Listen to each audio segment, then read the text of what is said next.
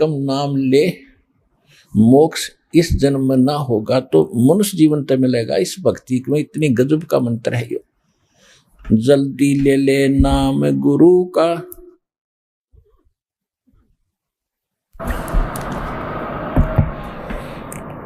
जल्दी ले ले नाम गुरु से, तो ये मनुष्य जन्म मिल जावेगा।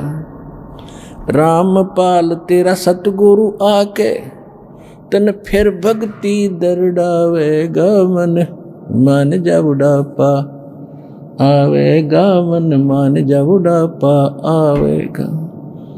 बिना भजन तेरी होवे दुर्गति, तू पड़ा पड़ा पछतावेगा। मन मान जा बुढ़ापा आवेगा, मन मान जा बुढ़ापा आवेगा।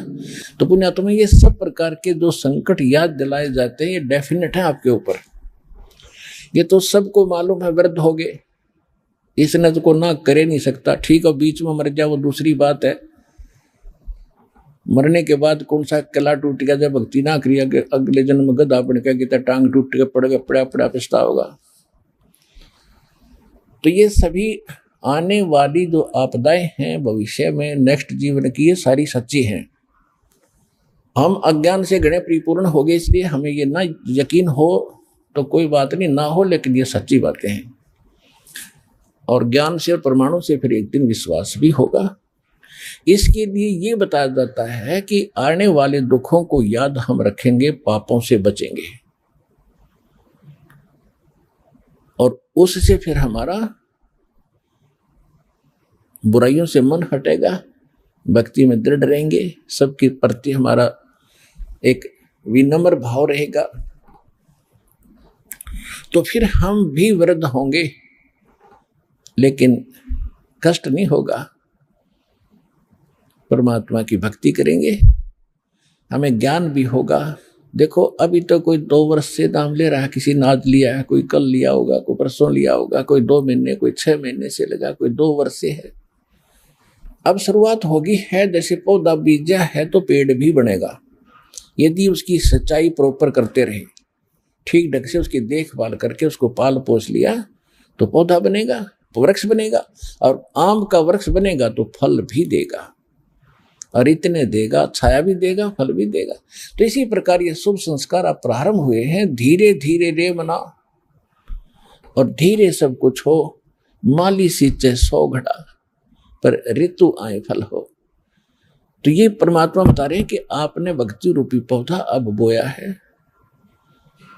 इसको सिमरण भक्ति दान धर्म करके मर्यादा में रह के इसकी बाढ़ रक्षा करके इसको पूरा करो, और एक बार होने दो इसको बड़ा, थोड़ा समय दो भगवान को।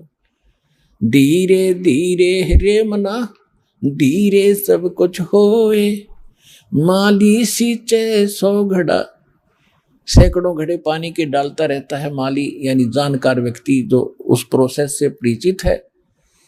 तो वो ये नहीं देखता रोजाना कि आज फल लगे कि नहीं, एक लोटा पानी डाल दिया, अगले दिन देखता फल लगे कि नहीं, उसको पता है कि ये फल लगेंगे पर समय आने पर। तो इसी प्रकार आप जी को ये ज्ञान दे करके ये परिचित कराया जाता है कि जो साधना आपने शुरू कर दी, आज ही नाम लिया है, जो सोचो कल ही बहुत गणा लाभ और घनी बड्डी कोठी बन जावे, ये आपकी भूल है। लाभ तो मालिक अवश्य देगा आपको, पहले अपने कोटे से देगा और उसके बाद फिर आप सिंचाई करिए। जैसे किसी ने नर्सरी लगा रखी है, नर्सरी में उसने अपनी तरफ से पौधा बना दिया, बीज बो के आगे ले जाओगे तो उसको तो आपने फिर सिंचाई करके पेड़ आपने बनाना पड़ेगा। तो इतना लाभ परमात्मा आपको यहाँ देंगे, जो आपके विशेष दुखदायी कर्म है उनको तुरंत खत्म करेंगे अपने आशीर्वाद से। उसके बाद फिर आपको ज्ञान से दृढ़ किया जाएगा कि भक्ति करें, बात बनेगी। केवल बार बार इस आशीर्वाद से ही पर आश्रित नहीं रहना होगा, आशीर्वाद अपना साथ काम करता रहेगा, ये भी आपके साथ विशेष सहयोग देगा, लेकिन भक्ति आपने करनी पड़ेगी, मर्यादा में रहना पड़ेगा, तभी आपको पूर्ण लाभ इस मनुष्य जीवन का प्राप्त होगा। इस सारे ज्ञान की इतनी सी बात है। अब जो प्रसंग चल रहा है अब कोई ये वृद्ध अवस्था में आते हैं, क्योंकि वो ज्ञान नहीं सुना था आज तक हमने, और कोई प्रेरित हुए हैं तो गलत नकली गुरुओं के पास जाकर अपना जीवन व्यर्थ कर दिया। कुछ एक ऐसे भी हैं, जैसे गांव में दास ने खूब देखा है, गांव में 99% व्यक्ति ऐसे हैं जो कति भगवान को नहीं चाहते, क्योंकि ज्ञान से किसी वस्तु की चाह होती है। जैसे गांव में पहले भी बच्चों को पढ़ाना नहीं चाहते थे, कोई शिक्षा नहीं चाहता था, हमने वो भी टाइम देखा है। हमारे जो बूढ़े दादे होते थे वो कहते थे इसने तो पाली भेज दे, पशुओं का रुखाला भेज, क्या लेगा पढ़ाई करके। किसी को कहते थे इसको ऐसे कर दो, क्या लेगा पढ़ाई करके। तो उनको ज्ञान ही नहीं था। अब हमने इस शिक्षा का ज्ञान हुआ, तब देख लो सब ने बच्चों को कति स्पेशल डाइवर्ट कर दिया उनका दिमाग ना, बच्चे पढ़ाओ, बेटा हो चाहे बेटी। अब उसका ज्ञान हुआ कि इससे क्या लाभ होता है, तो हमने कति समर्पित हो गए, पूरा तन मन धन से बच्चों को पढ़ा रहे। इसी प्रकार जो अब तक ये धारणा बनी हुई थी कि क्या रखा भक्ति में, अपना करो और खाओ, धंधा करो, धंधा करो खाओ, ये तो जरूरी है, मजबूरी है, ये तो आपकी एक जरूरी काम है, ये भी करना पड़ेगा। जब इसका ज्ञान होगा कि इससे क्या लाभ होते, तो हम इसमें पीछे नहीं रहेंगे। हम बगैर ज्ञान के पीछे रह गए, जिसका प्रतिफल आज भोग रहे हैं। घर घर में कैर हो रहा है, घर घर में दुख हो रहे, खेचा तानी लड़ाई काल तो यही चाहता है, घर घर में दूत भेज रखे, भूत भेज रखे, ये सब की ऐसे चक्कर बांध रखा है। और जहां परमात्मा की भक्ति प्रारंभ हो जाती है, ये भाग जाते हैं, वहां से बहुत दूर भाग जाते हैं। हम अपनी गलती से इनको बुला लेते हैं, अपना नियम तोड़कर, नहीं तो ये वहां रह नहीं सकते जहां भगवान की भक्ति शुरू होगी। एक बहुत से ऐसे शिकायत करते हैं, कोई भगत करता है, कोई बहन करती है कि हमने दीक्षा ली है और हमारे जो दूसरे चाचे ताऊओं के परिवार हैं वो कहीं किसी जंतर मंतर वाले के पास जाते हैं। अब उन्होंने देखा कि इनको तो कोई आपत्ति हो नहीं रही, जब तो साज ली आपत्ति थी, उनके भूत कूदे थे, उनके भी कूदे थे। हमारे भक्तों के वो भूत भाग गए, वो फिर सारे एक जगह इकट्ठे हो गए उन्हीं के। तो उन्होंने बताया कि जो तुम्हारा कोई व्यक्ति लेकर आया है नाम वहां से बरवाला से, उस कारण से भूत तुम्हारे घर आ गए, उसने तुम्हारे घर भेज दिए। उसने नहीं भेजे, उसने तो ऑल आउट लगा दी। या सच्चे भक्ति की ऑल आउट लगा दी जाती है तो मच्छर उस स्थान को छोड़कर दूसरे घर जाएंगे जहां ऑल आउट नहीं होगी। जिसने मच्छरदानी लगा ली, मच्छर उसको नहीं काटेंगे, उसको काटेंगे जो बगैर मच्छरदानी का होगा। तो यह सत्य भक्ति जो दास आपको बता रहे भगवान की बताई हुई है। सतगुरु जो चाहे सो करही, 14 कोट दूत जम डरही, ऊत भूत जम त्रास निवारे है, चित्रगुप्त के कागज पढ़े है। ऐसे समर्थ की शरण आपको मिल रही है कि ऊत भूत किसी प्रकार की कोई आपत्ति, कोई पितर, कोई किसी प्रकार का कोई भैरव भूत बेताल क्यों ना हो, इस मालिक की शरण में आने के बाद भक्ति करने से वो निकट नहीं रहेगा, उसके बस की बात नहीं। जैसे मच्छर उस आ नहीं सकते उस औषधि के आसपास जो घर में ऑल आउट लगा दी जाती है तो सभी बार भाग गए। तो इस प्रकार वो दूसरे फिर दुखी रहेंगे। तो सभी ने जब ऑल आउट लगा ली तो इन भूत प्रेत पितरों का भी उद्धार होगा, क्योंकि ये भी भगवान की आत्माएं हैं, ये कोई अलग थोड़े, ये पहले मनुष्य थे, इनका दुर्भाग्य, इन भक्ति मिली नहीं। भूत प्रेत बनकर धक्के खा रहे, पितर बनकर बैठे और डिमांड करते अपने बच्चों से कि हमारे श्राद्ध निकालो, श्राद्ध खाओगा पंडित जी, पेट भरेगा तेरा वहाँ। ये वही धारणा इनकी पहले वाली बनी हुई है प्रेत योनि में। वो यही सोचते हैं कि हमें शायद में कुछ राहत मिल जाए। तो अब जो भक्ति दास ने आपको दी है, श्राद्ध की जो आध्यात्मिक चर्चा के माध्यम से आपने यही सुना था कि जो भी जितने आपके पूर्व के भूत पितर बनकर दुख पा रहे हैं, उन सब का कल्याण हो जाएगा। आप भक्ति करते रहो, अपने ऑटोमेटिकली परमात्मा की एक व्यवस्था है, वो अगर दास आपको समझाओगा तो आपके समझ में वो आ नहीं सकती, ऐसी है, आप विचलित हो जाओगे। तो अपने आप इनकी छुट्टी होती चली जाएगी, क्योंकि आपको ऐसी भक्ति, ऐसा धर्म कर्म दिखा दिया। और आने वाले 101 पीढ़ी आपकी वो भी पार होगी। 101 पीढ़ी को पार होने में और भी ज्यादा होंगी, मतलब ये तो कम से कम एक कहने की बात है। तो आने वाले कम से कम 4-5 हजार वर्ष तो ये भक्ति बहुत अच्छी चलेगी। और इस दौरान मनुष्य के वो पुण्यात्मा जन्म लेंगे आपके घरों में, जो पहले किसी परमात्मा की कृपा से किसी सतयुग में या किसी कलयुग में, जो इस समय में वो पार नहीं हो पाए और वो चले गए ब्रह्मा विष्णु महेश के लोक में। तो वहां उन्होंने अर्ज की कि हमसे गलती होगी दाता, और उनको सार नाम भी प्राप्त था।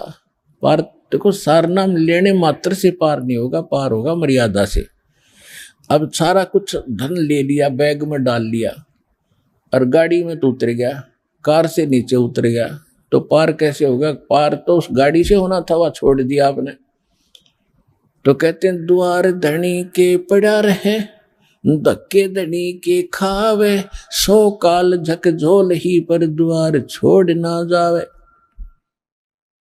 तो कहने का भाव यह है कि तो वो जो पुण्यात्मा, जैसे कहते शिव मंडल ब्रह्मा परिचय विष्णु लोक में हो, हमरे गुण भूले नहीं तो आण छुटाऊं तो। अब जैसे सार नाम प्राप्त हो गया और बकवास, क्योंकि सुख तो ही आपको होगा ही होगा। अगर आप सत्संग नहीं सुनोगे, ज्ञान नहीं सुनते रहोगे, तो या फिर से आपके ऊपर अज्ञान की परत चढ़ जाएगी, सुख गणे देगा यू भगवान। इन मंत्रों से ऑटोमेटिक सुख होते, और फिर आप भूल जाओगे सब कुछ सुख है सुख है सुख है, बस सुख है तो सुख है, और फिर भगवान से दूर हो जाओगे। दूर होगे तो रहेगी यहीं पर। फिर मृत्यु के उपरांत आप कहाँ जाओगे? आपको देवता बना दिया जाएगा, क्योंकि यहाँ पर सभी देवों के मंत्र दिए जाते हैं, इनकी कमाई बनती है। और ब्रह्मा जी की जो मंत्र आपको दिया गया, ब्रह्मा जी के लोक में जाओगे, पार नहीं हुए तो वो भक्ति की गजब की कमाई आपकी बनी है, जो विधि बता रखी है, तो वो आपके पास है। तो ब्रह्मा जी ने होटल खोल रखा है, एक रेस्टोरेंट। ऐसे विष्णु जी ने विष्णु के लोक में एक स्वर्ग रूपी होटल बना रखे, ऐसे शिव जी ने, ऐसे फिर ब्रह्म के अंदर बना रखे। जो सतनाम के आप अंदर 2 मंत्र जाप करते हो, ओम नाम ब्रह्म का है, इसकी भक्ति से ब्रह्म लोक प्राप्त होता है। वहाँ बड़ा होटल है, वहाँ ज्यादा खर्चे और ज्यादा डांस बकवादे सबसे ज्यादा वहां पर है। होटल में आपको पता है क्या होती है, इतनी सी बात समझ लेना। तो ये ऐसे ये स्वर्ग थे। तो ये क्या जाएगी जब आत्मा वहां जाएगी, फिर इसको कुछ वो ज्ञान अंगड़ाई लेगा, याद आएगी, अरे हमने तो सतलोक जाना था, यहाँ तो गुरुजी बताते थे कि ये तो हमारा पूंजी नष्ट होगी, यहाँ पर तो ये तो हमारा धन है वो समाप्त होगा, यहाँ कितने दिन की ठाठ है, मृत्यु के बाद यहाँ भी मृत्यु होगी। तो कहते वहां जाकर जब हे भोली आत्मा मूर्ख, तुझे वहां भी तूने मुझे पुकार लिया और मेरे इन गुणों को तू याद रखेगा कि ये तो यहाँ नहीं आना चाहिए था, मैंने गलती कर दी, हृदय से रोएगा, तो वहां से भी तुझे छुटा लाऊंगा। अब जैसे तीनों मंत्र प्राप्त हो गए, अब तो ऐसा है कि मान ले कोई गलती से रह गया तो दोबारा मनुष्य जीवन होगा उसका, और फिर भक्ति तैयार मिल जाएगी। अब तो कोई दिक्कत, लेकिन दिक्कत तो है ही। मनवाने नाइजीरिया में पैदा हो गया जाकर, फिर वहाँ संस्कार है, कोई इंग्लैंड में हो गया, फिर वहाँ कैसे समझावांगे, ना भाषा जानते, ना वो इस ज्ञान से परिचित, ना भगवान से परिचित। तो ये समस्या अपनी बढ़ाने से आपको हानि होगी। इस ज्ञान से आपको सतर्क किया जाता है, इन फाउल पॉइंट्स को बचना, इन गलतियों से सतर्क होना। तो जैसे ये कलयुग तो चलेगा, ये भक्ति चलेगी 4-5 हजार वर्ष तक, और फिर पूरे विश्व में शांति होगी, वातावरण बड़ा शुद्ध होगा, ये सब हाहाकार मिट जाएगी, और प्यार से रहा करेंगे भक्ति, और घर घर हवन हुआ करेंगे। इससे प्रदूषण में भी फिर पुनः ठीक होगा, प्रदूषण भी ठीक हो जाएगा पृथ्वी का, वायुमंडल का, तो फिर से ठीक बाहर से आएगी वो बढ़िया। तो इसमें ये दास ने सीडी वगैरह बना रखी है, जब तक ये विज्ञान चलेगी तब तक ये भक्ति मार्ग चलती रहेगी, इससे दीक्षा होती रहेगी। उसके बाद फिर क्या होगा कि लास्ट में ये रह जाते हैं, गफलत कर जाते हैं, सुख गणा हो जाता है, तो उनको फिर भक्ति युक्त रहा नहीं। परमात्मा कहते शिव मंडल पर महापुरी जय विष्णु लोक में हो, और हमरे गुण भूला नहीं तो आण छुटाऊं तो फिर वो आत्माएं, क्योंकि आगे चल के तो करोड़ों की संख्या, अरबों की संख्या भक्त होंगे लास्ट में, और भक्ति युग समाप्त हो जाएगा और उनमें गलती छावेगी, वो रह जाएंगे। तो वहां जाके भी याद कर लिया उनको मालिक को, तो वहां से भी छुड़वा लाएगा भगवान जा करके, छोड़ो ये हमारा भक्त है, ये हमारा भक्त यहाँ के गलती से आ गया। तो वो अब दोबारा उनको जन्म नहीं देगा दाता। उनको क्या करते हैं, एक परमात्मा का मिनी सतलोक है यहाँ एक ब्रह्मांड में, इस काल के लोक में। तो जिस ब्रह्मांड के अंदर सृष्टि रहती है उसी में परमात्मा अपना एक ऐसा, जैसे प्रत्येक देश में राजदूत भवन होता है, तो उनको वहां बीज रूप में इकट्ठा कर देते हैं। यदि वो स्वर्ग में रहते हैं तो उनकी पूंजी खत्म होती है, यदि वो किसी पृथ्वी पाकर राजा बनते हैं तो पृथ्वी उनकी पूंजी खत्म होती है, भक्ति। तो भगवान ने वहां एक ऐसी व्यवस्था कर रखी है कि उनको ऐसी व्यवस्था में रखते हैं, तो वहां दर रखे आपके बीज बोरी की बोरी बरकत आता ना, उनकी जो पिछले कलयुग में रह गए थे, और पुण्य आत्माएं हैं, उनको पूंजी उनकी खर्च होने नहीं दी, उनको अब आपके घरों में बेटा और बेटी के रूप में भेजेगा। उनके पुण्य तो जो के तो हैं वह, और आते उनको भक्ति मिलेगी, क्योंकि इस शुभ संस्कारी बिना ये भक्ति मिल ही नहीं सकती। जो ये मार्ग मिलना कोई बालकों का खेल नहीं है। गरीबदास साहिब जी ने बताया है कि लख बर सूरा जूझ ही लख बर सावत दे, और लख बर यति जहान में तब के सतगुरु शरणा दे। तो ऐसे पुण्यकर्मी प्राणी हो जो आप यहाँ पहुंच रहे हो, और उस समय परमात्मा की शरण में आज से 600 वर्ष पहले जो आए थे, उस समय परमात्मा के 64 लाख से सो गए थे ऐसे, और वो 64 लाख को मालिक चार्ज कर गया था। उस समय आके 64, जैसे दास ने सत्संग के प्रारंभ में बताया था कि वो 64 लाख वैसे ज्ञान से नहीं बने थे, वो तो केवल दुख निवारण होने से डरते माल उन परमात्मा के साथ लगे हुए थे, और कुछ दिनों के बाद सुख हो ही जाता है। ये तो एक मालिक का नियम है। अब जैसे कोई एसी कमरे में बैठ गया, एसी लग रहा है वहां पर, तो वहां तो भूल गया गर्मी है ही नहीं, और उससे बाहर निकल कर देखेगा तो वह न्यू की न्यू आग बरस रही है जून की। तो इस प्रकार जब हम सुखी हो जाते हैं तो हम भूल जाते हैं भगवान को, और जब भगवान की शरण हट जाएगी, जब पता चलेगा उसको वह गर्मी तो न्यू की न्यू थी, वो तो मालिक की कृपा से सुख हुआ था। तो यहाँ परमात्मा हमें याद दिलाते हैं। तो कहने का भाव ये है कि वो जो 64 लाख तो पहले आएंगे जो पहले भगवान के भगत बने थे, और वो भगत थे केवल समाधान से, ज्ञान नहीं था। ज्ञान तो सुनते ही नहीं थे, क्योंकि ज्ञानी तमुन न माने थे आचार्य और शंकराचार्यों को, क्योंकि वो संस्कार जानते थे। लेकिन परमात्मा की लीला, परमात्मा की क्रिया को जीव नहीं समझ सकता। तो उस समय एक धानक रूप में रह के ऐसा कमाल किया, मुर्दे तक जीवित किए, गाय काट दी थी। सिकंदर लोधी ने गर्भवती गाय को काट दिया था और कहा था यदि तू भगवान है, अल्लाह है, तो इसको जीवित करके दिखा। हमारे हजरत मोहम्मद ने गाय जीवित कर दी थी। वो भगवान का पैगंबर था, अल्लाह का रसूल था। परमात्मा कहते हैं कि हम मोहम्मद को वहां ले गयो सतलोक में, और इच्छा रूपी वहां नहीं रहो। उल्ट मोहम्मद महल पठाया, इस शरीर में वापस भेज दिया, और गुज बीरज एक कलमा लाया। रोजा बंग नमाज दे रे, उन बिस्मिल की नहीं बात कही रे। कहते मारी गौ शब्द के तीरम, ऐसे होते मोहम्मद पीरम। और कहते हैं हजरत मोहम्मद जी ने गाय मार दी थी वचन से, क्योंकि परमात्मा से संपर्क में आने के बाद उस प्राणी में कुछ स्वतः सिद्धियां आ जाती हैं। और इस प्रकार जब परमात्मा उनको साथ लेकर गए सतलोक में, फिर वापस छोड़ा, तो हजरत मोहम्मद जी में स्वतः सिद्धि आ गई कुछ, जिस कारण से उन्होंने एक बार तो एक बकरे को मार दिया, ऐसे मंत्र बोलकर कंकर मार दी, वो मर गया।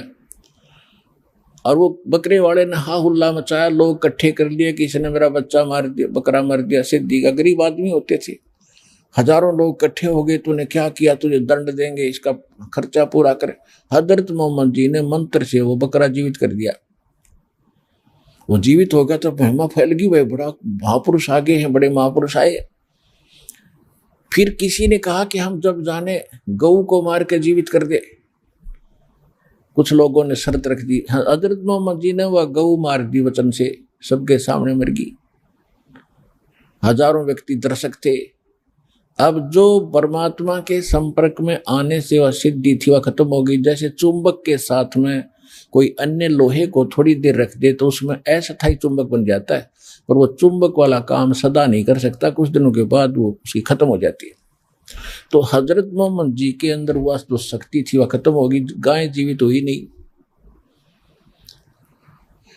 अब तब हजरत मोहम्मद जी ने कहा था अल्लाहू अकबर, अल्लाह कबीर, मेरी इज्जत रखो भगवान। कहते जब हम मोहम्मद याद किया रे, हमारे को मोहम्मद याद किया रे, शब्द स्वरूपी हम बेग गया रे, और मुई गऊ हमने तुरंत जिवाई। तब मोहम्मद के निश्चय आई, तुम कबीर अल्लाह दरवेशम, तुम कबीर अल्लाह दरवेशा। तब मोहम्मद का गया अंदेशा। परमात्मा कहते हैं जब उस पर गौ जीवित नहीं हुई और अंदर जाके अपना स्थान जो बना रखा था पूजा पाठ का, उड़ चिल्लाया, रोया, अर्ज करी मेरी इज्जत रखो अल्लाहू अकबर, हे अल्लाह कबीर। तो उस दिन के बाद ये अल्लाह कबीर कहने लगे, अल्लाहू अकबर कहने लगे। तो कहते वो भी हमने जीवित करी थी, हम शब्द स्वरूपी गए थे, केवल मोहम्मद जी को दिखाई दे रहे थे और को मैं दिख नहीं रहा था। और वो गाय भी मैंने जीवित की थी, भ्रम यही हुआ था कि मोहम्मद जी ने जीवित कर दी। तो सिकंदर लोदी ने कहा था तू बातें बहुत बनाता है, इसको जीवित करके दिखा।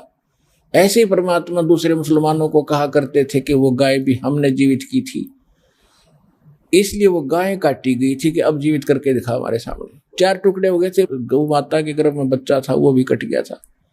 और अल्लाहू अकबर कबीर परमात्मा धानक रूप परमात्मा ने एक थपकी गाय के लगाई, एक बच्चे के लगाई थी। दोनों जुड़ के जीवित हो गए, जैसे निशान भी नहीं, और दोनों अलग अलग बाहर खड़े और भर के ला के बाल्टी ठोक दी दूध की और कहने लगे पियो गऊ अपनी अम्मा है, इस पर छुरी ना बहा, गरीबदास की दूध को सभी आत्म खा। बोलो सतगुरुदेव कबीर साहिब की जय।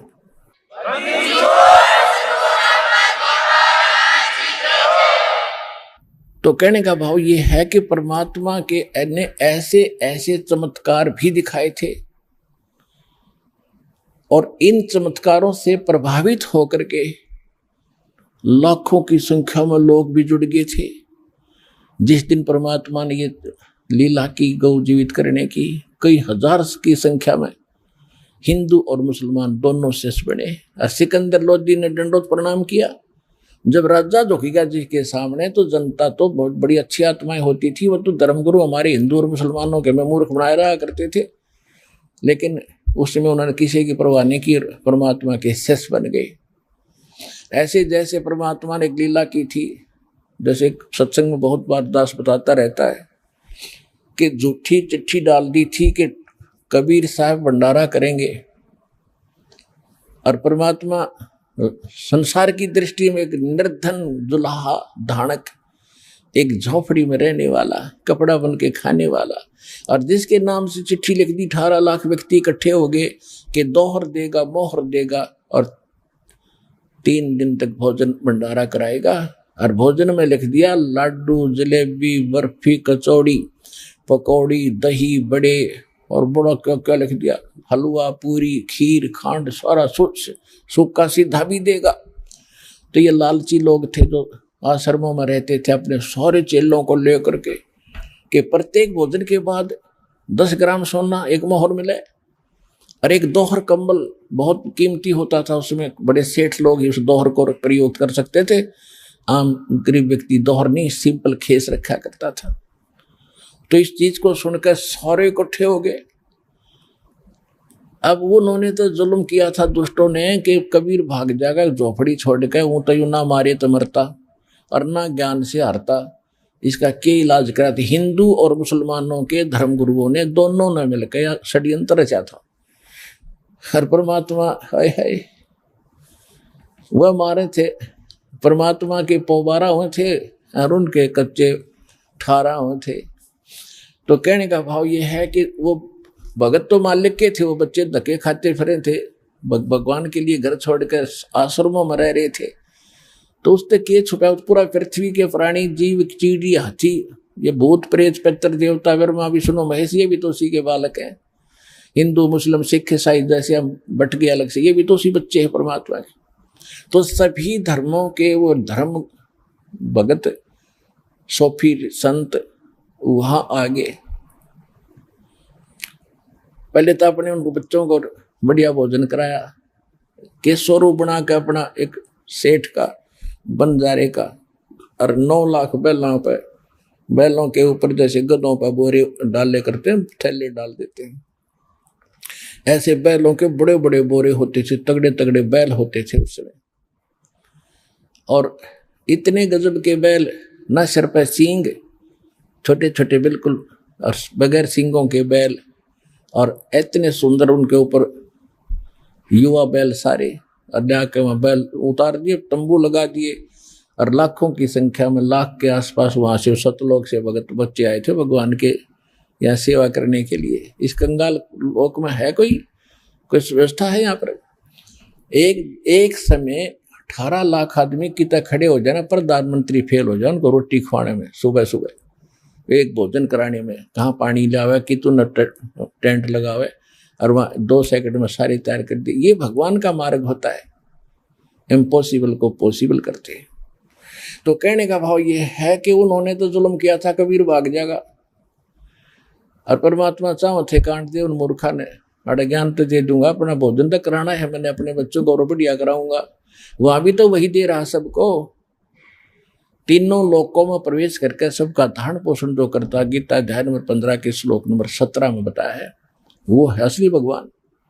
तो वो परमात्मा ने घर भी वही दे रहा है, इस आश्रम में भी वही आपको खिला रहा है, उन आश्रमों में भी उनको वही दे रहा था। यहाँ आगे तो बढ़िया अपने बच्चों को वहां पर हलवा खीर पूरी लाडू जलेबी सब कुछ खिला रहे हैं, और 2 मोर और दे दी बेच बेच के, और कुछ दिन सुख कर सांस ले लेंगे। ये मूर्ख भक्ति तो इनके पास है नहीं, फिर भी प्रेरणा परमात्मा के लिए भटक रहे हैं।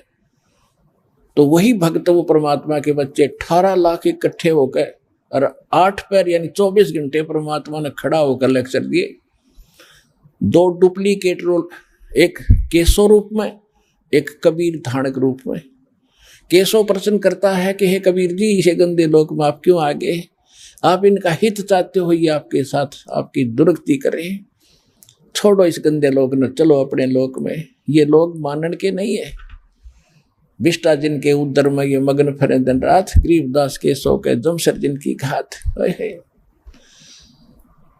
तो कबीर साहब कहते हैं कि केशव तू नहीं जानता मेरे दर्द को, इनने भांग पी रखी है, और नशा किया हुआ बालक अपने पिता पर भी हाथ उठा देता है, और जब उसका नशा उतर जाता है वो नेक आत्मा अक्षमा याचना करते हैं। तो इन कई नशा हो रहा भाई, इस नशे न तारने आया हूं मैं, जब इनका नशा उतर जाएगा फिर देखिए मेरी कैसी रिस्पेक्ट करेंगे। तो 24 घंटे तक परमात्मा प्रवचन कर रहे थे। अब वो खाना खाओ फिरा बैठे, खाना खाओ फिरा बैठे, क्यों अच्छी लगे ज्ञान। कहते हैं कई लाख ने 15-16 लाख व्यक्तियों ने उस दिन परमात्मा की शरण दी। उन बच्चे जो भटकते फिर रहे थे उनको चार्ज कर दिया, वो मंत्र दे दिया, अब जाओ, हर सारी उम्र का धन दे दिया। 3 उस दिन तो 6 रोटी खाई होंगी उनने, मोर लेने के मारा ने और दौर लेने के मारा ने, तो वो भी दे दिया धन। अगले तुम आश्रमों में मरो हो, वहां भी यो नाम ये जप लियो और यो धन दे दिया, मांग का मत खाइयो। तो इस मालिक की लीला को आप नहीं समझ सकते, क्योंकि आपने भगवान मिला ही नहीं, ना भगवान की पहचान हुई, ना कोई वो साधना मिली जिससे परमात्मा ऐसे सुख हमें दिया करता है। जो दास आपको बताना चाहता है कि इस प्रकार 18, 15, 16 लाख उस दिन हो गए। ऐसी बहुत सी मालिक ने, जैसे एक शेख तकी की लड़की मृत हो गई थी। तो सबसे ज्यादा विरोध वो शेख तकी सिकंदर लोधी का धार्मिक गुरु जो था, पूरे मुसलमानों का इंचार्ज था, और उसकी लड़की मर गई थी, वह कब्र में दबा दी। मुसलमान पीर था वो। उसने ये शर्त रख दी कि यदि मेरी लड़की को जीवित कर देगा तो मैं इसको अल्लाह अकबर मान लूंगा, अल्लाह कबीर खुदा रहा है। तो परमात्मा ने कहा कि सब आसपास के लोगों को इकट्ठा कर लो, कहीं ये फिर अविश्वास पैदा ना कर दे जनता के। कोई हजार की संख्या में, लाखों की संख्या में लोग इकट्ठे हो गए आसपास के क्षेत्र के। देखेंगे भाई कोई संत आया हुआ है और एक मरी हुई लड़की को जीवित करेगा कब्र से निकाल के, तो काफी समय से डाल रखी थी वह। तो परमात्मा ने वो कब्र फुड़वा के और परमात्मा ने अपने आशीर्वाद से और लड़की जीवित कर दी। और उस लड़की ने खड़ा होकर 1.5 घंटे तक प्रवचन किए उस परमात्मा की आशीर्वाद से। कहा कि बोली जनता, ये भगवान आए हैं, ये अल्लाह अकबर आए हैं, ये मुझे 4 जन्म पहले मिले थे और वो आज मुझे वो याद आ रही है इन्हीं की कृपा से। मैंने इनकी 4 वर्ष भक्ति की थी, उस मंत्रों की, उससे मुझे लगातार 3 मनुष्य जन्म मिले। और फिर अब मनुष्य जीवन मेरा शेष नहीं था, खत्म था। 84 लाख योनियों में मैं जाने की तैयारी कर रही थी। इस परमात्मा ने मुझे वापस ला करके जीवित किया है। आंखें खोल लो और पहचान लो इस भगवान को। कई हजार, 50-60 हजार व्यक्तियों ने उस दिन दीक्षा ली परमात्मा से, उनके शिष्य बने।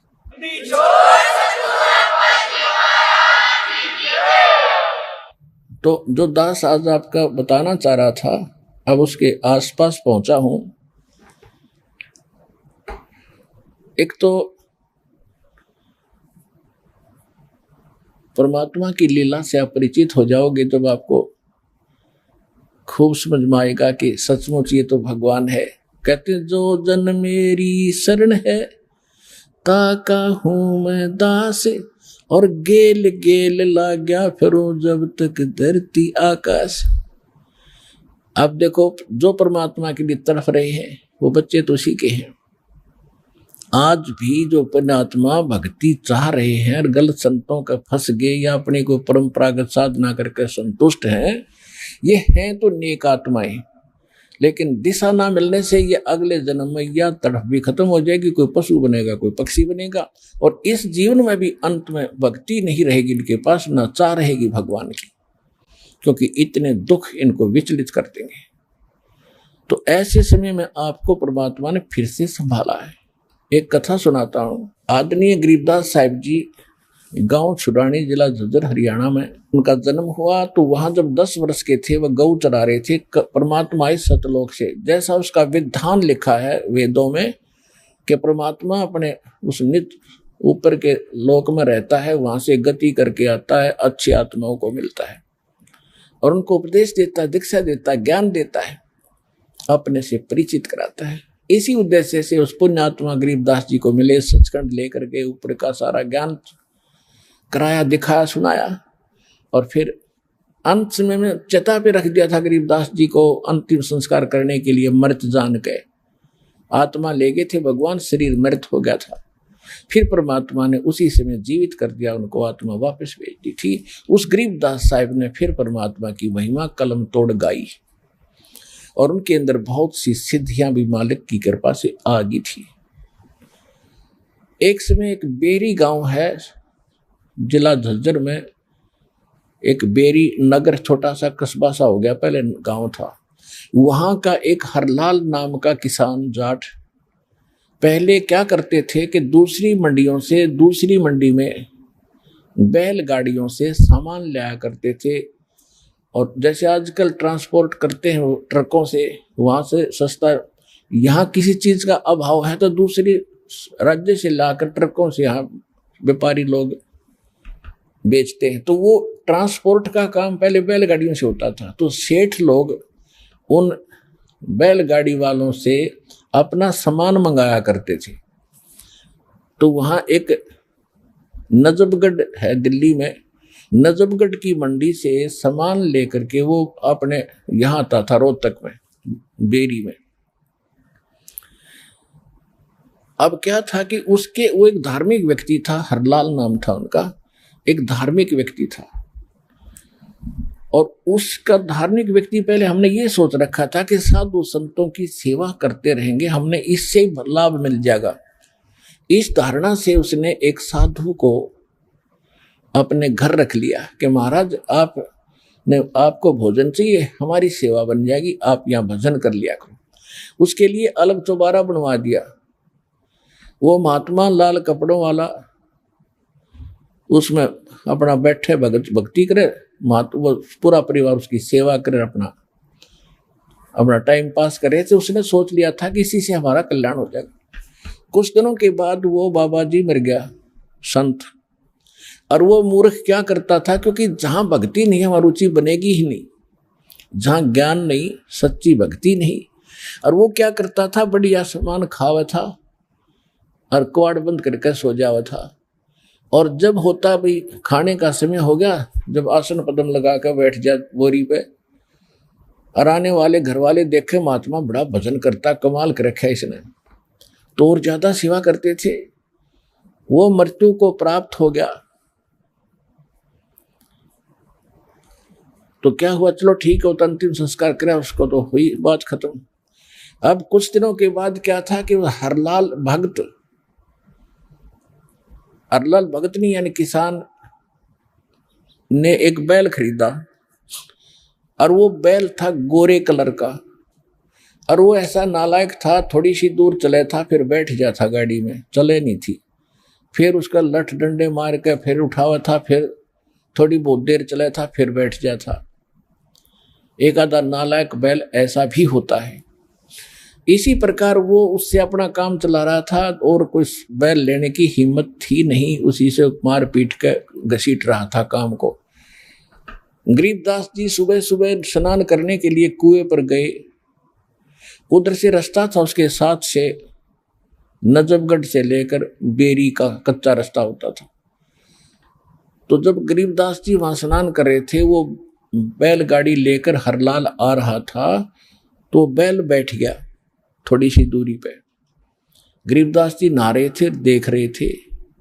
हरलाल नीचे उतरा, उन्हें काट डाला, तो उसके लिए रख रहा था एक छोटा, और उसका मट लगा मारने। तब गरीबदास जी ने कहा कि हे भगत, ए भाई क्यों मार रहा है इसको, रुक जा, ना मार इस बैल को। अब गरीबदास जी गए, वहां जाकर उसके कान में कोई बात बोली, वो बैल खड़ा हो गया और कहा कि अब इसका मारिए मत, यूं बैठेगा नहीं। अब वो बैल अपना पहले दूसरे बैल से को था तगड़ा था, पर वो तो मस्ती कर मारे था, उससे भी आगे चले और फटाफट काम करे। हरलाल ने सोचा भाई यो कोई संत है, इसने गजब का काम कर दिया, मेरी तो सारी समस्या हल कर दी, और ये तो पूर्ण महात्मा है, इसके कान में मंत्र मार दिया, ये तो डटा नहीं डटता, बैल खूब चल रहा है। तो अगली बार हरलाल जा रहा था, हरलाल ने फिर जाके पूछा उस महात्मा से, गरीबदास जी से पूछा कि महाराज आपने ऐसा के जंतर मंत्र कर दिया, ये बैल डटा नहीं डटता। तब गरीबदास जी ने कहा कि बैठ जाए, तुझे बताऊंगा इसका भेद। तेरे घर पे एक बाबा जी तपस्या करता था, भक्ति करता था, और तो उसकी सेवा कराया करता। हाँ जी। तो उस नालायक ने भक्ति करी नहीं, तेरा माल खावा था और सो जावा था, और भक्ति उसके पास थी नहीं, क्योंकि मंत्र से ही नहीं, शास्त्रों को साधना नहीं। तो इसका तेरा खाया हुआ ये वो बैल वो बाबा जी है भाई, इसकी मृत्यु होगी 4 वर्ष पहले मर गया था। हाँ जी, 4 वर्ष पहले मर गया था। तो ये बैल बनकर आ गया, तेरे पूरे करेगा जो इसने खाए थे। मैंने इसको यही कहा कि भाई ये तो पूरे करने पड़ेंगे, लठ खा के कर ले, हर ते ठीक ठाक चल के कर ले, क्यों अपनी देही भी तड़वाव है, तेरा पीछा छूटेगा, इस हरलाल का जो खा रखा है पूरा करना पड़ेगा। इसके बाद यह समझ में आ गई भी तेरे पूरे करेगा, ये बैठे को ना। अब हरलाल की का तो कलेजा हिल गया, अरे तेरा गजबी तो महात्मा की तो भगवान है गरीबदास जी, ऐसी बातें बता दी, सारी सत्य। चरणों में गिर गया और कहता घर बार छोड़ कर मैं तो आपके साथ रहूंगा। गरीबदास जी बोले भक्ति ते घर बार में कर ले और चाहे छोड़ के कर ले, भक्ति से पीछा छूटेगा। अब सारे आकर मेरे पास बैठ जाओगे तो बात कैसे बनेगी। आप नाम लो और अपना काम भी करो, लेकिन नेक नीति से, और भक्ति कर हरलाल तेरी मोक्ष हो जाएगा। कहते गाड़ी बाहो खुश रहो, खेती करो खुशहाल, साईं सिर पे राखियो सही भगत हरलाल। गरीबदास जी की वाणी में ग्रंथ साहब में लिखा है कि गाड़ी बाहो खुश रहो और खेती करो खुशहाल, पर मालिक ना भूलना तो सही भगत हरलाल। तो उसके बाद हरलाल ने क्या किया, उस बैल को जोड़ा नहीं, अलग बांध दिया। भाई तो बाबा जी था, और कह दिया कि भाई बाबा जी तेरे मेरे पूरे हो गए और मैंने माफ कर दिया, क्षमा कर दिए, मैं ही बात से तेरे काम नहीं लूं। अब देखो, पहले वो मूर्ख कभी परमात्मा की शरण में रहा था, कबीर साहब की शरण में। वो जीव जो बाबा जी बना हुआ था, क्योंकि भटक वही रहे हैं जो मालिक के लिए, जो कभी मालिक की प्रेरणा में हुई है। अब वहां भी उसका पीछा छुड़वा दिया, उसका संस्कार खत्म करवा दिया। उस प्यारी आत्मा गरीबदास जी ने, भगवान की प्यारी आत्मा ने उसको वहां भी सुखी कर दिया। उसने एक तरफ बांध दिया, जब तक वो रहा उसको बढ़िया खाना चारा डालता रहा, प्रयोग नहीं किया उसने। तो आज आप मालिक की शरण में आगे मनुष्य, आपके भी संस्कार ऐसे निपटा देगा। जो आपके संस्कार बने हुए, किसी का लेना है, बच्चे का कोई देना है, पिछले संस्कारों का, ऐसे जुड़े हैं हम एक दूसरे से, दूसरी बात नहीं है। तो अब हम समर्थ की शरण में आगे तो हमारा ऐसे ही छुटकारा करवा देगा, यहां भी सुख देगा और हर समस्याओं से आपका समाधान करेगा, उलगा करेगा। तो इस प्रकार परमात्मा की भक्ति कर करके, यानी मालिक से दीक्षा लेकर के और आशीर्वाद से 64 लाख भगवान के शिष्य हो गए थे। अब सुख हो जाता है प्राणी को, फिर बकवाद शुरू हो जाती है। कबीर साहब कहते हैं, सुख के माथे पत्थर पड़ो, जो नाम हृदय से जावे, बलिहारी उस दुख के, जो पल पल नाम रटावे। कबीर परमेश्वर जी हमें याद दिलाते हैं कि इसे सुख का आग लगे, ऐसी याचना किया करो, भगवान से प्रार्थना किया करो, हे परमात्मा ऐसा सुख बाढ़ में पड़े जिससे तेरी याद चली जाए, ऐसा सुख ना देना दाता, और ऐसा दुख दिए रहना मेरे मालिक जिससे तेरी याद बनी रहे। कहते सुख के माथे पत्थर पड़ो, जो नाम हृदय ते जावे, और बलिहारी व दुख के, जो पल पल नाम रटावे। ये दाता ऐसा कष्ट बनाए रखना, तेरी याद बनी रहे। लेकिन ये दयालु है, ये तो ज्ञान देता है, लेकिन सुख तो दे ही देगा। इसके पास सुख के अतिरिक्त कुछ है ही नहीं। सुख तो फालतू पड़ा है इसके पास, और फ्री में देता है, रूंगे में देता है आपको। अब सुख हो गया, 64 लाख शेष हो गए।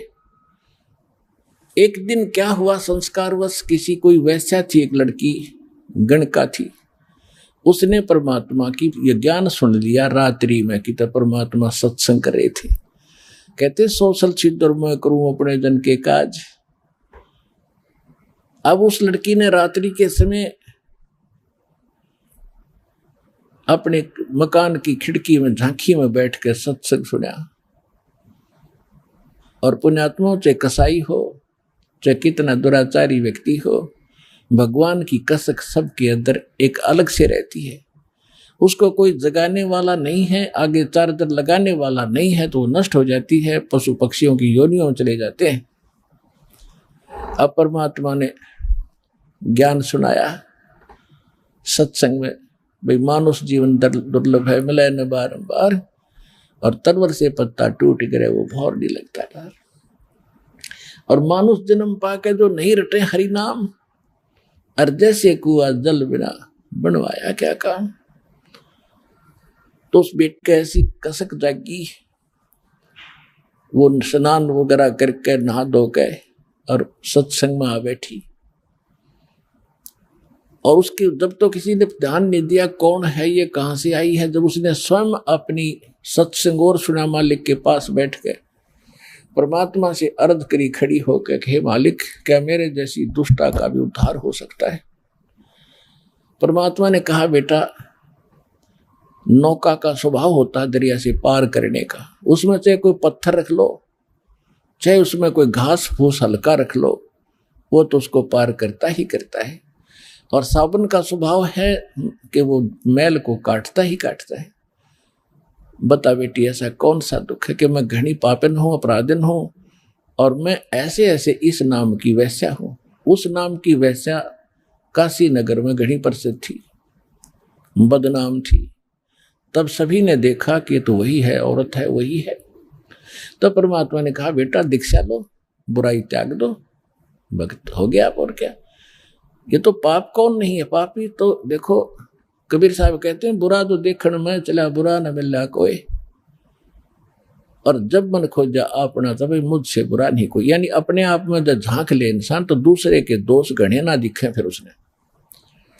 जैसे बताते हैं एक साधु सिद्ध बहुत प्रसिद्ध था वहां का, और उसी नगर के एक कोई औरत को पीट रहे थे। गांव के लोग बाहर बनी में डले मार रहे थे, डंडे मार रहे, उसका पीट रहे थे, मार रहे थे, कैसा वैसा है, गलत है, औरत निकम्मी है, मार दो। वो संत आ जाता है, उसने कहा भी क्यों पीट रहे हो उसको, कि ये बहुत बुरी है, औरत है, गंदी है, निकम्मी है ऐसे। तो उसने, ये तो संत की कोई मानने वैसे सुनने वाला नहीं था। उसने कहा भी ऐसा करो, ऐसे नहीं, इसको अच्छी सजा देंगे, एक पत्थर उठाओ, सब एक एक डला उठाओ, और इसको ऐसा मारेंगे याद रखेगी। सब नट पत्थर एक एक उठा लिया और कहा कि इसके पत्थर वही मारना जिसके मन में कोई दोष ना हो, इस प्रकार का कोई विकार ना हो, और जिसके मन में कभी कोई ऐसा विकार ना आता हो किसी पर नारी को देखकर। अरे ऐसा, अगर ऐसे विकार युक्त ने पत्थर मार दिया, यही तुम पत्थर के बन जाओगे। उनको मालूम था कि संत की इस वचन में बड़ी शक्ति है। सबके हाथ से पत्थर छूट गया, मुंह लटका कर चल पड़े। तो परमात्मा बोले कि बुरा जो देखण में चला बुरा न मिलिया खोए, और जब मन खोजा अपना तो मुझसे बुरा ना कोई। तो उसने कहा कि ये बुरी क्यों है, तुम्हारे गांव के लोगों से तो बुरी होगी।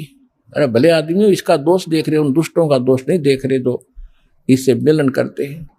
तो हमारे इस संसार में इतना ही न्याय है, बस इतनी सी बात जानते हैं, एक पक्ष में खड़े हो जाते, दूसरे का बिल्कुल ध्यान नहीं देते। तो ये तत्व ज्ञानहीन प्राणियों के विचार होते हैं।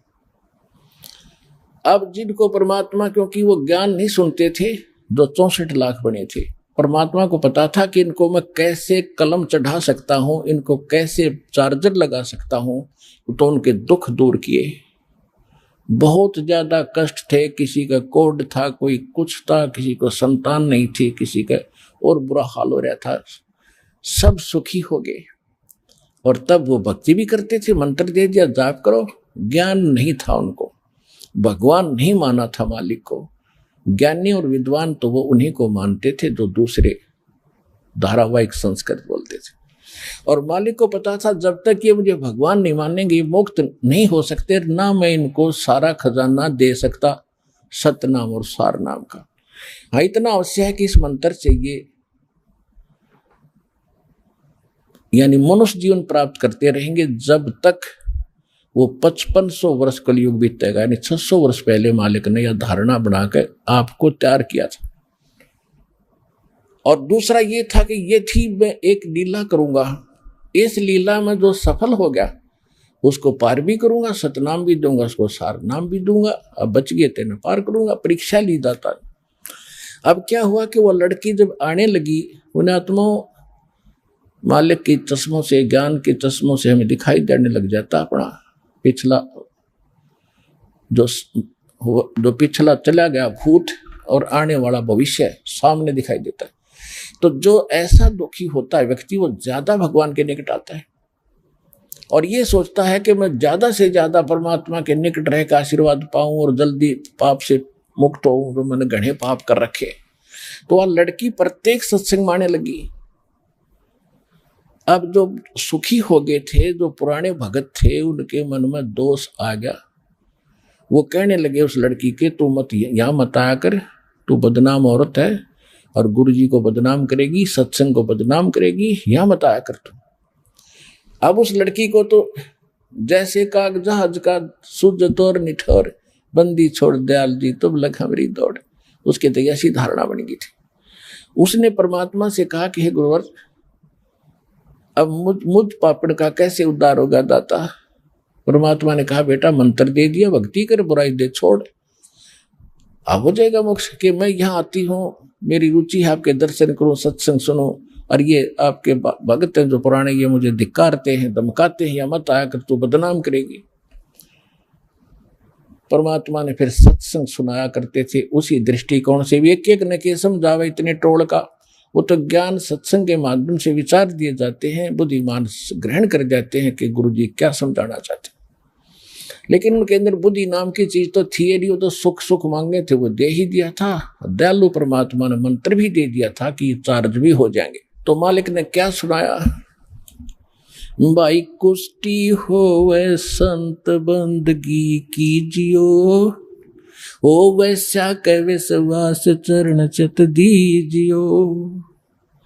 यदि कोई भक्त, कोई संत यदि कोड भी चू रहा हो उसके, और वो नाम लेकर भक्ति कर रहा है, तो उसे नफरत ना करना, क्योंकि दुख पता ना किसको और कब हो सकता है। और भगत भक्ति करेगा तो एक दिन वो स्वस्थ भी होगा। और कहते हैं नाम रटत कोढ़ी भलो, चू चू पड़े जो चाम, वो सुंदर शरीर किस काम का, जा मुख नाही नाम। फिर बताते हैं कि वैसा का विश्वास चरण चित दीजियो। देखो संस्कारवश कोई भी व्यक्ति, कोई भी बालक, किसी का भी गलती हो सकती है, और वो सुधरने की चेष्टा करता है, तुम उसको धिक्कारते हो तो कहाँ सुधरेगा फिर वो। जैसे जल है, मैला कपड़ा है, साबुन और पानी की टच में नहीं आएगा तो उसका मैल छूटेगा कैसे। तो इसी प्रकार जो संसार के विचारों से, संसार की क्रियाओं से हम बिगड़ गए, हमने पाप गढ़े इकट्ठे कर लिए, कोई चोरी करके, कोई डाके मार के, कोई और रिश्वत कर लेकर, तो मैले हो गए हम। तो यहाँ आएंगे सत्संग स्वरूपी सरोवर में स्नान करेंगे तो मैल उतरेगा, और यहाँ नहीं आओगे तो फिर कैसे उज्जवल होगे। तो परमात्मा कहा, कहने लगे कि भाई वैसा का भी विश्वास है भक्ति का, उसने धिक्कार डाला, उसको प्रणाम करना अपनी बहन को। धीरे धीरे बुराई भी छूटेगी, किसकी नहीं छूटी, और ज्ञान से छूटेगी। अज्ञान से गलती बनी, ज्ञान से सुधर जाएगा। लेकिन हम तो ढीठ हो जाते हैं, अपनी विचारों को उच्च ही मानते रहे, ये हमारी गलती रही। और अब वो पुरानी बातें मालिक इसलिए दोहरा के गए थे कि इस प्राइम टाइम में गलती ना कर दियो तुम, फिर कैसे भी सूत में नहीं आओगी तुम्हारे। अब तो बहुत गजब का टाइम आ गया। तो इसलिए मालिक ने उस समय ये कहा था। उस समय तो इक्का दुक्का ऐसे उदाहरण होते थे, आजकल तो ये ऐसे फैशन वैशन हो रहे हैं, ऐसे बिगड़ गया सब कुछ, ऐसे नफरत करने लगेंगे तो सत्संग मान जो गए एक भी को नहीं। तो यहाँ आएंगे, सबका आचरण सुधरेगा, और फिर सेट होकर के भक्त बनकर मोक्ष हो जाएगा। लेकिन उस समय महाराज या गला उतरी नहीं, सारी संगत में सुरसुर होगी, भाई अच्छी बात नहीं कर रहे, गुरु जी ने भी सोचना चाहिए, हैं वृद्ध ज्यादा हो गए हैं इसलिए इनका दिमाग भी चल गया। यानी दोष निकालना शुरू कर दिया कुछ मूर्खों ने, और कुछ बुद्धिमान व्यक्ति थे वो ठीक है, दोष नहीं निकाल रहे थे, लेकिन लोक लाज से को मानते उसे थे। परमात्मा ने सोचा अब इनको सतनाम भी दूंगा तो कम से कम इनको एक बार, एक जैसे छाछ के अंदर कणक को डाल के ऐसे पिछोड़ते हैं ना, वो कणक तरह जाती है, थोथे उड़ जाते हैं बाहर, फटाफट उड़ के बाहर जाते हैं। तो परमात्मा ने सोचा एक पछोड़ मार के देखता हूं, ऐसे ला के देखो कितने खरेर, कितने थोथे हैं ये। अब ज्यादा सुरसुर होगी, मालिक ने सोचा ले एक में फड़क निकाल दो उनकी सबकी। परमात्मा ने क्या कहा, उस लड़की से कहा कि बेटी कल तू मेरे साथ आना, और सब अपना जितना भी तू हार श्रृंगार करती है सब लगा के आना। उसने कहा ठीक है पिताजी, जैसे आपकी आज्ञा, मैं आपकी बेटी, जो आज्ञा मैं आपकी पुत्री, 7वें शिष्या होगी, वजन की बेटी होगी, जैसे कहो वही होगा। उधर से रविदास जी से कहा कि एक किराए पर हाथी ला तू, जो पैसे लागे ले जा। मालिक द्वारा कोई कमी थोड़ी थी किसी चीज की, तो एक लीला कर रहे थे, उसको निकाल के दे दिए 50 रुपये, जा हाथी ले आ। हाथी किराए पर ले आए, लड़की को बीच में बैठा लिया, रविदास जी से कहा कि आप मेरे ड्राइवर बनो, पहलवान बन जाओ, इसको चलाओ हाथी को, और निकाल दे उस मेन बाजार के काशी वाले में गए, जहाँ कति बड़ा बाजार हो। हाथ में एक बोतल भर ली गंगा जल की, साफ स्वच्छ जल की बोतल, पानी की, जैसे देसी शराब हुआ करती पहले। और रविदास जी आगे मुख हाथी चला रहे हैं, बीच में लड़की पाछे परमात्मा बैठ गए और लड़की के कंधे पर हाथ रख लिया और ऐसे गंगा जल पीवे और ऐसे कर रहे हैं, और बीच बाजार से निकाल दिया। जो भी देखे रे कौन है यू सरेआम, कैसा ऐसा कर रखा है इसने, तो जीना हराम कर दिया, रे कौन है। देख रहे हैं तो नीरू, ये वो है जुलाहा धानक, अरे वो सत्संगी पाक रहा था, अरे देखो इसके चेले भी यूं कहा करते भगवान आया है, ये आया है। अब उनके चेले लाओ पकड़ पकड़ के परमात्मा के बच्चों को, और काजा दिखाऊं तुम्हारे गुरु जी की क्या हालत है, देख शराब पीवे, वैश्यावर्ती सरेआम कर रहा है, इसने अकल भी नहीं रही, इतनी शराब पी रखी है। अब हमारे जैसे जो नकली चेले थे हम कुछ अधिकतर तो ऐसे थे, भगवान में दोष देखना अच्छा नहीं लगा, लेकिन हमने फिर मालिक से अपना किनारा काट लिया, सत्संग गाना बंद कर दिया। और कुछ एक ऐसे थे जो परमात्मा में दोष देख गए, वो तो गुरुद्रोही हो जाते हैं। यानी दोष देखकर फिर उसके अनुकूल अपने मन में दोष लाना, ये नीच व्यक्ति है, फलाना है, तो वो है गुरुद्रोही के लक्षण।